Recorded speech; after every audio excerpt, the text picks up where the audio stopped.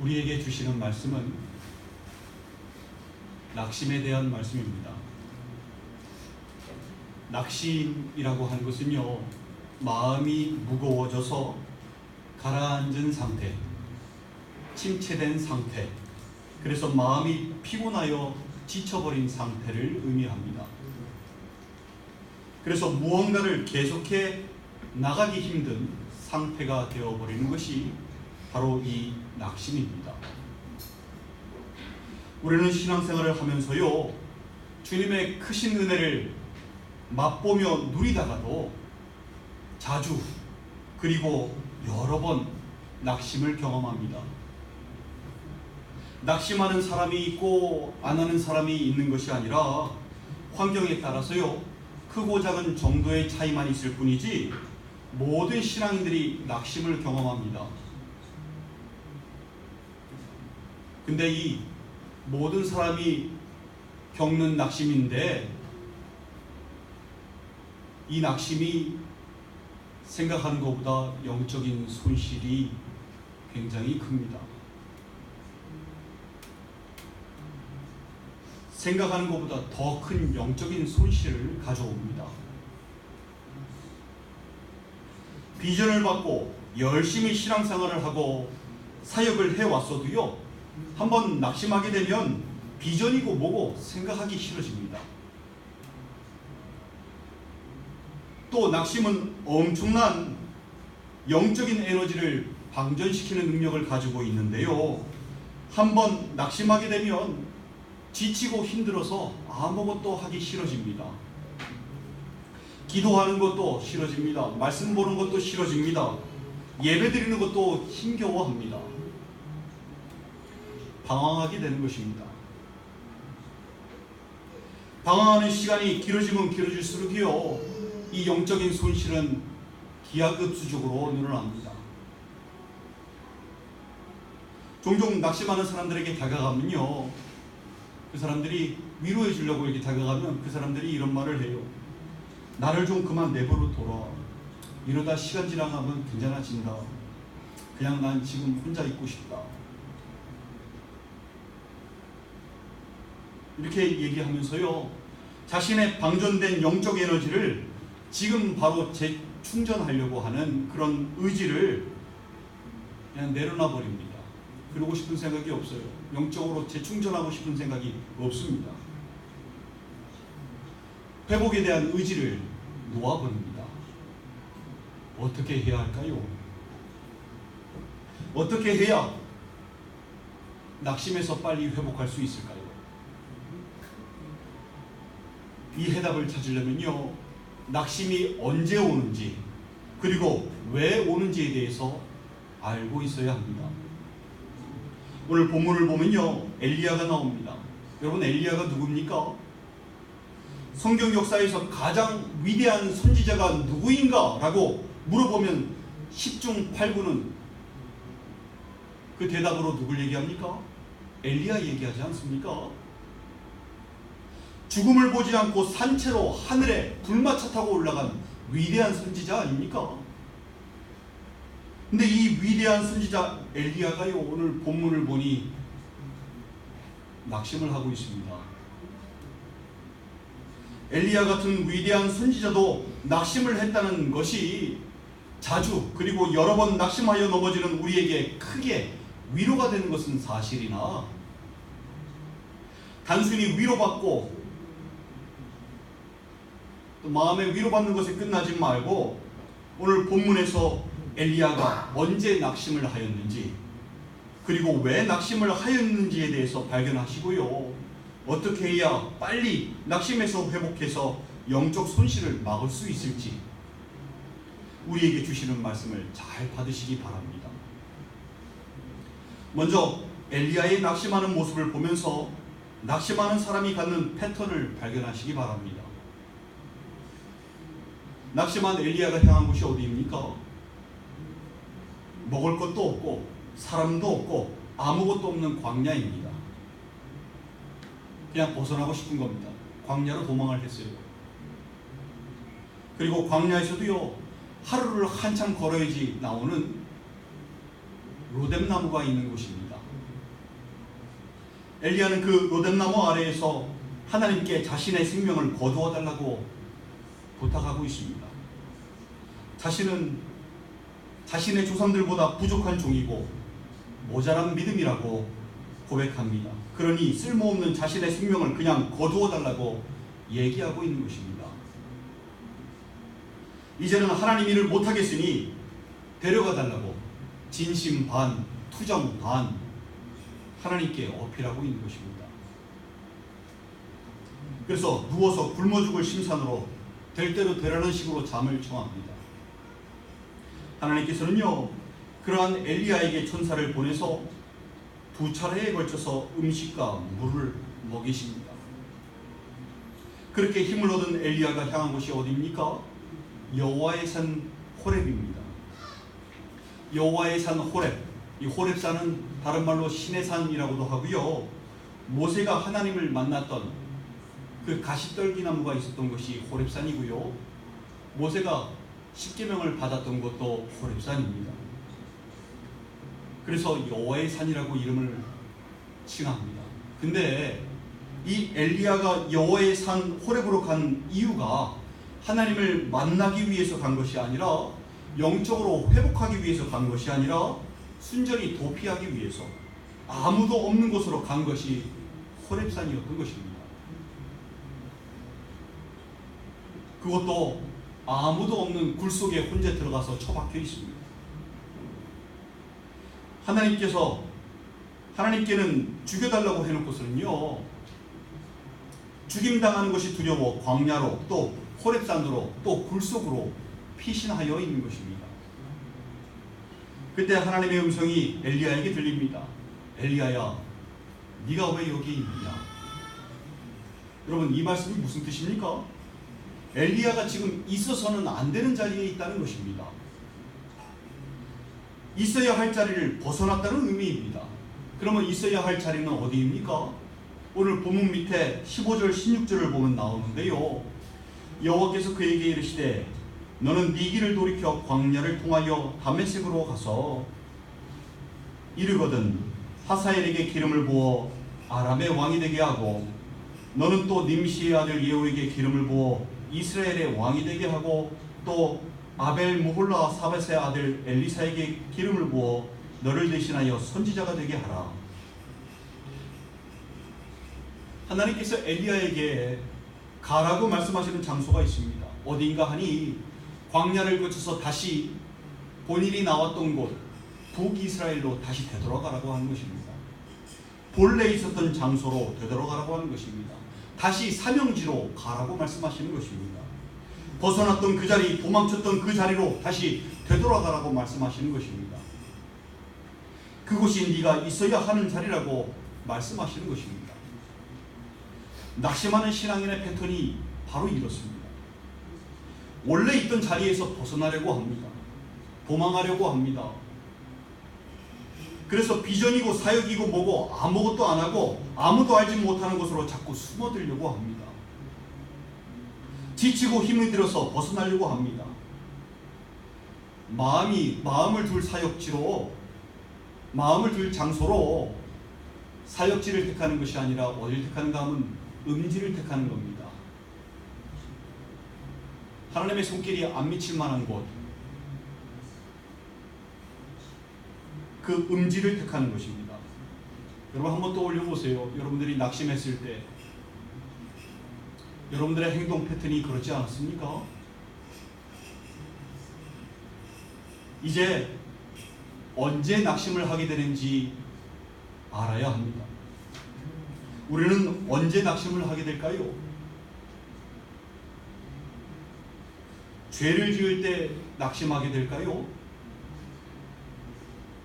여러분, 죄를 짓는 순간에 낙심하는 사람은 없습니다.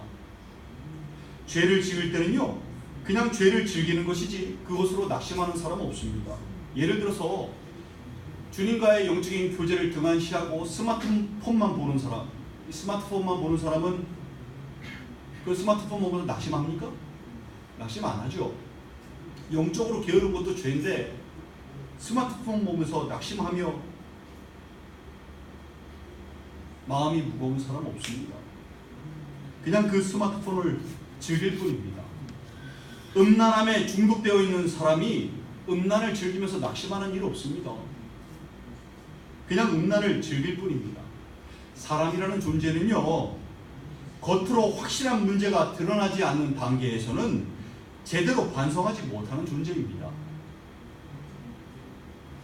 그래서 죄를 짓는 환경이 주는 현실적인 유익과 즐거움 때문에 죄를 지을 때는 낙심하는 사람이 없습니다.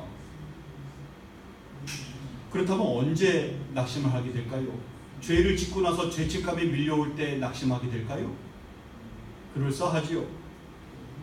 신앙인이라면 죄에 빠져 있다가도 어쩌다 혼자서 조용한 시간을 가질 때, 또는 이렇게 예배 시간에 말씀이 들려올 때에 들려오는 말씀을 통해서 까닭 모를 죄책감이 아주 조금씩 밀려 들어오는 것을 감지할 수 있습니다. 마음이 찔리게 됩니다. 그리고 내가 이래서는 안 되지, 다시 정신 차리고 기도하고 말씀 보고 주님과 교제해야지, 마음의 문을 열어야지, 정신 차려야지 라고 하면서 회복하려고 하는 마음을 가지려고 노력합니다. 물론 되돌아오는 데는 많은 시간과 노력이 필요하겠지요. 근데 어쨌든 그런 과정을 두고 낙심을 했다라고 말할 수는 없습니다. 따라서 죄를 짓고 그로부터 죄책감이 밀려온다고 낙심이 되는 것은 아닙니다. 그러면 신앙인은 언제 낙심을 하게 될까요? 여러분, 그거는요, 바로 선을 행하다가 낙심하게 됩니다. 오늘 본문의 엘리야를 보십시오. 언제 낙심하게 되었습니까? 죄를 지을 때 낙심했습니까? 엘리야가 죄를 지었습니까? 아니면 엘리야에게 죄책감이 아주 심하게 들어서 낙심을 하게 되는 겁니까? 그러지 않지요. 엘리야에게 낙심이 임할 때가 언제냐 하면 선을 행하다가 낙심하게 되었던 것입니다. 오늘 본문 앞장인 18장에 보면요, 엘리야가 갈멜산에서 바알 선지자 450명, 아세라 선지자 400명과 850대 1의 영적 전쟁을 벌여서 승리하는 장면이 나옵니다. 누가 참신인지 제단을 쌓고 대결을 벌이지요. 바알 선지자들은 제단을 쌓고 짐승을 얹어놓고 바알이여 바알이여 불을 주소서 불을 주소서 하고 고함을 쳤으나 불이 임했습니까? 저녁에 엘리야는 어떻게 했습니까? 제단 위에 짐승을 놓고 거기에 물을 7번이나 부었어요. 그 물을 얼마나 부었는지 도랑까지 물이 찼습니다. 엘리야가 제단을 쌓고 기도했을 때 어떤 일이 벌어집니까? 하늘에서 불이 내려와 또랑에 있었던 불까지 다 타버리고 말라버리는 역사가 일어나지 않습니까? 또 그렇게 그 일 후에 엘리야가 3년 6개월 동안 비가 오지 않았던 그 북이스라엘을 향하여 북이스라엘을 놓고 하나님께 기도를 하게 됩니다. 어떠한 일이 벌어집니까? 3년 6개월 동안 가뭄이었는데 하늘에는 구름 한 점 없었는데 저 멀리서부터 구름 한 점이 일어나더니 비가 엄청나게 쏟아지게 됩니다. 엘리야의 기도로 하나님께서 그 기도 응답으로 비를 내려주셨습니다. 아합 왕과 그의 신하들이 그의 기도 응답으로 하나님께서 비를 내려주신 것을 목격합니다. 이 위대한 하나님의 역사하심이요, 엘리야를 통해서 일어났습니다. 얼마나 귀하게 쓰임 받았습니까? 목숨을 내놓고 벌여서 승리했던 갈멜산에서의 영적 전쟁 아니었습니까? 근데 그렇게 주의 일을 하다가 그렇게 쓰임 받다가 낙심하게 된 것입니다. 여러분, 우리가 낙심하게 되는 때도요, 바로 그때입니다. 우리도 마찬가지인데요, 언제 낙심하게 되는가 하면 선을 행하다가 낙심하게 됩니다. 신앙생활 하다가 낙심하게 됩니다. 주의 일 하다가 낙심하게 됩니다. 귀한 은혜를 체험하고 나서 낙심하게 됩니다. 주님의 역사하심을 경험하고 나서 낙심하게 됩니다. 잘 나가고 있다가 낙심하게 되는 것입니다. 그래서 고린도전서 10장 12절은요, 그런즉 선줄로 생각하는 자는 넘어질까 조심하라 라고 말씀하셨고, 또 이번 주 성경 암송 구절인 데살로니가후서 3장 13절도 형제들아 너희가 선을 행하다가 낙심하지 말라라고 말씀하는 것입니다. 우리가 선을 행하면서 싸워야 하고 승리해야 하는 영적 전쟁도 있지만 무엇보다 조심해야 하는 것이 바로 이 낙심인 것입니다. 너무나 큰 영적인 손실을 불러오기 때문에 그렇습니다. 또 언제 우리가 낙심하게 되는지를 잘 알아야 하는 이유가 여기에 있습니다. 낙심하는 시점을 알면 방금 전에 읽었던 고린도서 10장 12절 말씀처럼 그런즉 선줄로 생각하는 자는 넘어질까 조심하라 라고 하는 이 말씀처럼 조심할 수 있기 때문에 그렇습니다.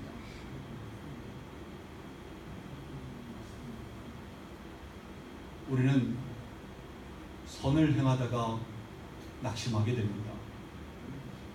그렇다면 이제 낙심하게 되는 이유를 발견하셔야 합니다. 우리는 왜 낙심하게 될까요? 이 이유를 알게 되면요, 낙심하는 빈도를 줄일 수 있습니다. 그리고 또 낙심을 하여도 회복되는 시간이 빨라집니다. 갈라디아서 6장 9절 말씀을 제가 읽겠습니다. 우리가 선을 행하되 낙심하지 말지니 포기하지 아니하면 때가 이름에 거두리라.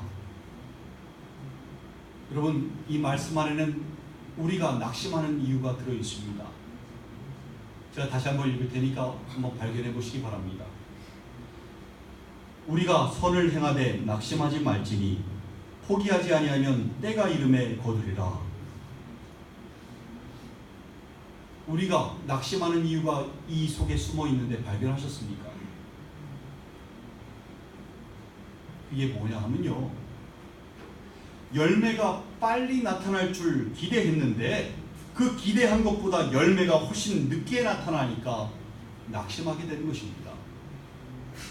그러니까 내가 기대한 기대치보다 못한 결과가 나오니까 어떤 결과를 예상했는데 그러한 일이 일어나지 않기 때문에 낙심하게 되는 것입니다.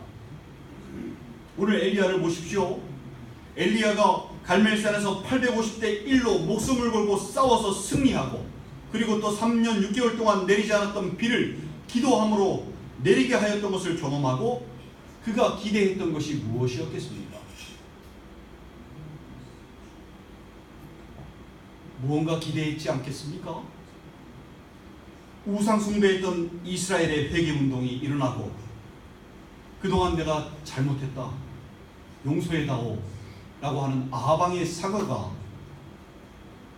그 사과를 기대했을 수도 있을 것이고, 엘리야는 참으로 위대한 하나님의 선지자다, 그가 기도해서 하나님께서 비를 내려주셨다, 정말 위대한 선지자다 라고 하는 사람들의 칭송과 높임, 이런 것을 기대했을 수도 있을 것입니다.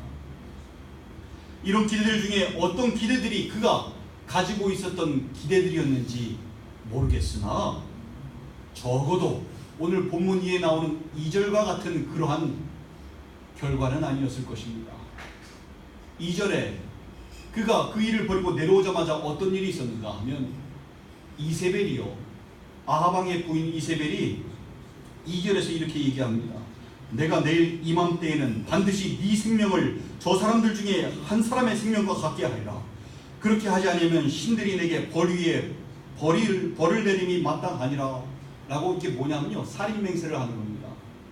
내가 신의 이름을 걸고 너를 죽여버릴 거야 라고 하는 살인맹세를 듣게 됩니다. 이게 엘리야가 기대했던 그 결과가 아니었던 것입니다. 엘리야가 자신이 기대했던 결과가 나오지 않으니까, 그 열매가 나오지 않으니까 어떻게 했습니까? 그래서 낙심하게 되는 것입니다. 우리 신앙인이 낙심하는 이유가요, 바로 거기에 있습니다. 선을 행하면서, 주의 일을 하면서, 사역을 하면서 우리가 뭘 기대하고 있습니까?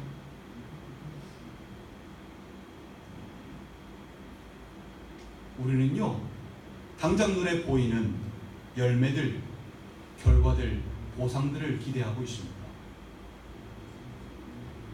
그 안에는 환경으로부터의 주어지는 보상뿐만 아니라 교회로부터의 보상, 지체들로부터의 보상, 사람들로부터의 보상들도 포함되어 있습니다.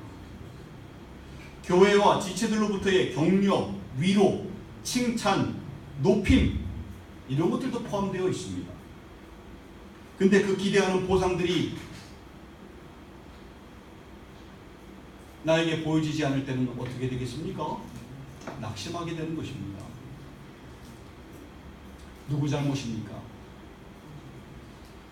기대했던 것을 보상해 주지 않으시는 주님 잘못이십니까? 아니죠. 아까 갈라디아서 6장 9절에 뭐라고 말씀하셨습니까? 우리가 선을 행하되 낙심하지 말지니 포기하지 아니하면 때가 이름에 거두리라 하였습니다. 때가 이름에 거두리라. 이 때는 카이로스입니다. 때를 나타내는 두 가지 용어, 크로노스와 카이로스가 있는데, 크로노스는 그냥 1월이 지나면 2월, 2월 지나면 3월, 그냥 시간의 흐름을 나타내는 그 때를 나타내는 거고요. 여기에 쓰였던 원어 카이로스는 하나님의 때, 그 시간을 의미하고 있습니다. 하나님의 계획 안에 있는 때, 때가 이름에 거두리라. 우리의 때와 하나님의 때가 다른 것입니다. 그리고요, 하나님께서는 눈에 보이는 썩을 열매를, 그 썩을 보상을 준비해 주시는 것이 아니라 무엇보다도 찬란한 보이지 않는 영원한 보상을 이미 준비해 놓고 계시는 것입니다. 우리가 이 땅 가운데서 하는 모든 일들은요, 주님을 위해서 하는 일들은 참으로 놀라운 영광의 영원한, 이 땅의 것과 비교할 수 없는 썩지 않는 찬란한 영광을 가지고 있는 하늘 상급으로 기다리고 있는 것입니다. 이 땅에서 보상을 하나도 받지 않아도요, 우리에게 보장되어 있는 것이 바로 그것인 것입니다. 선을 행하면서 낙심하지 말고 포기하지 않으면 때가 되어서 우리에게 무엇이 준비되어 있는 것입니까? 하늘 상급인 것입니다. 그것이 주님의 궁극적인 보상인 것입니다. 그 보상, 상상 이상의 보상입니다. 영원한 보상입니다. 그래서 하늘에 소망을 두고 하늘 상급을 소망하면서 사는 사람은요, 낙심하는 일이 없습니다. 이 땅에 썩어질 것을 보상으로 받기 원하기 때문에 낙심할 수밖에 없는 것입니다. 방금 전에 읽었던 갈라디아서 6장 9절 위의 말씀인 7절에서 8절 말씀에요, 이렇게 말씀합니다. 스스로 속이지 말라. 하나님은 업신여김을 받지 아니하시나니 사람이 무엇으로 심든지 그대로 거두리라. 자기의 육체를 위하여 심는 자는 육체로부터 썩어질 것을 거두고 성령을 위하여 심는 자는 성령으로부터 영생을 거두리라 라고 말씀하십니다. 우리가 기대하는 보상이요, 받기를 원하는 보상이 눈에 보이는 가시적인 보상이라면요, 여러분, 그것은 썩어질 것을 구하는 거나 마찬가지입니다. 또 그것은 육체를 위해 심는 거나 마찬가지가 되는 것입니다.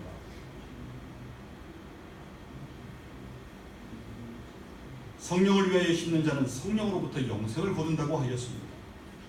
또 풍성하고 영원한 하늘 상급이 기다리고 있는 것입니다. 여러분, 눈에 보이는 교회들로부터, 사람들로부터의 칭찬과 격려와 보상들, 또 환경으로부터의 보상들, 주님께서 주시는 눈에 보이는 보상들, 이런 거 보고 살아가지 마십시오. 그런 거 보고 신앙생활 하지 마십시오. 그러면 낙심할 수밖에 없습니다. 물론 주님께서 이 땅의 것으로 시시때때마다 귀한 것으로 채워주시고 입혀주시고 이끌어 가십니다. 근데요, 사람의 때와 하나님의 때도 틀립니다. 그러니까 자기가 원하는 그 시기에 눈에 보이는 자기가 원하는 보상이 안 주어지면 낙심할 수밖에 없는 것입니다. 애초에 그런 거에 보상을 기대하지 마십시오. 오직 하늘 상급으로만 그 보상을 기대하십시오. 그래야 낙심하는 일이 없게 되는 것입니다. 그래야 영적인 손실이 영적인 에너지가 방전되는 일이 없게 되는 것입니다. 시편 42편 5절 말씀에 내 영혼아 네가 어찌하여 낙심하며 어찌하여 내 속에서 불안해하는가. 너는 하나님께 소망을 두라. 그가 나타나 도우심으로 말미암아 내가 여전히 찬송하리로다 라고 말씀합니다. 여러분, 어찌해서 낙심하십니까? 어찌해서 불안해하십니까? 눈에 보이는 보상을 기대하며 살기 때문에 낙심하는 것입니다. 썩는 열매를 바라보며 살기 때문에 낙심하며 불안해하는 것입니다. 어디에 소망을 두어야 한다고요? 하나님께 소망을 두어야 한다고 말씀이 시편 42편 5절 말씀이 말씀하고 있는 것입니다. 눈에 보이지 않는 썩지 않는 영원한 하늘 상급을 소망하며 사셔야 합니다. 사랑하는 지체 여러분, 오늘 하나님께서요 낙심한 엘리야를 도우시기 위하여 찾아오셨습니다. 천사를 보내셔서 어루만지며 엘리야를 깨우게 하시고 숯불에 구운 떡과 물 한 병을 먹이셨습니다. 그렇게 또 한 번 먹이시고 힘을 얻게 하셨습니다. 그리고 또 사명지로 가지 못하고 호렙산으로 도망한 엘리야를 찾아오셔서 그에게 선지자로서의 사명을 재확인시켜 주셨습니다. 이렇게 주님은요 선을 행하다가 낙심한 우리를 도우시기 위하여 우리를 찾아오십니다. 고아처럼 내버려두지 않으십니다. 우리가 낙심하여 입을 열어 기도하지 못할 때에도요 성령님은 말할 수 없는 탄식으로 우리를 위하여 중보해 주십니다. 낙심은 내 방법, 세상적인 방법으로 숨어들어서 도망하여서 해결할 수 있는 게 아닙니다. 절대 회복 못합니다.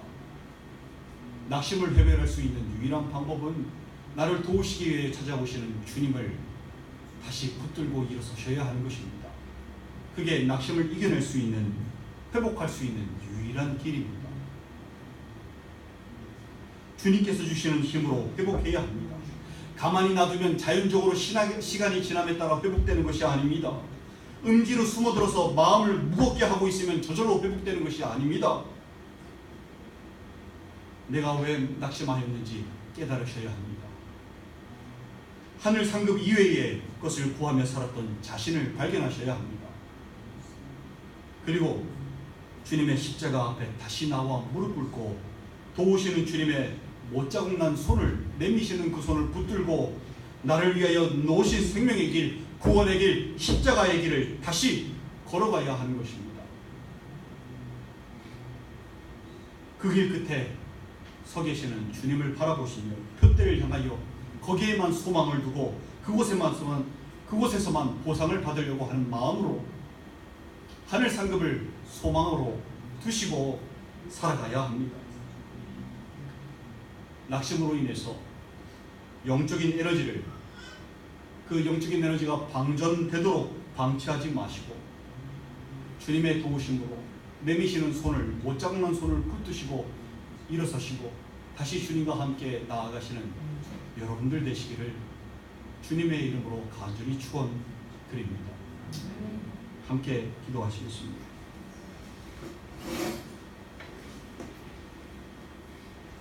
여러분, 지난 시간들 한번 생각해 보세요. 얼마나 많이 낙심하셨습니까? 얼마나 자주 낙심하셨습니까?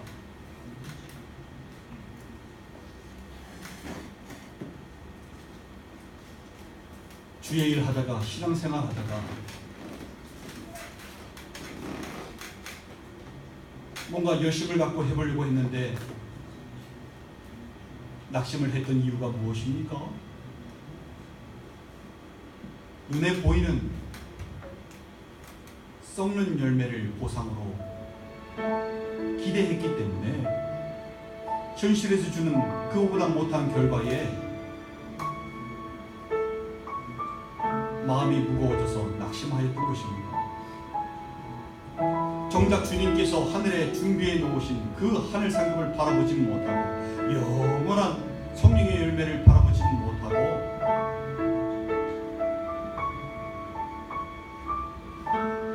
육신의 것에 매여서 육체를 위해 심었던 지난달의 모습들이 우리 안에 있지 않았습니까?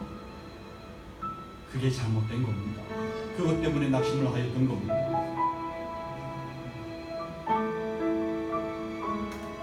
특별히 내가 죄를 짓고 잘못한 것이 아닌데 기대치가 잘못되었기 때문에 그렇습니다. 잘못된 것을 기대하였기 때문에 그렇습니다. 그러니 선을 행하다가 낙심을 하게 되는 것입니다. 어떻게 해야 되겠습니까? 오직 우리의 소망은 어디에 두면 됩니까? 하늘 소망에만 두면 됩니다. 하늘 상급에만 소망을 두면 됩니다. 이 구원의 길, 십자가의 길 끝에 계시는 주님께만 소망을 두면 됩니다. 거기에 보물을 쌓아두면 됩니다. 거기에 비결이 있습니다.